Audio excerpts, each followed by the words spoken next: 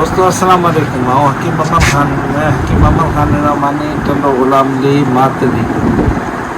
ये मेरे पास मरीज़ आया था कोई 15-20 दिन पहले, जिसको पत्थरी थी दोनों गुर्दों में, मीठी गुर्दों में, दोनों गुर्दों में थी। तो आज जो रिपोर्ट है इसकी मेडिकल रिपोर्ट वो बिल्कुल क्लियर आ गई है और दोनों गुर्दों की पथरियाँ निकल गई हैं और मरीज़ बिल्कुल तंदुरुस्त हो गया। बाजी मरीज़ से बात कर रहे हैं।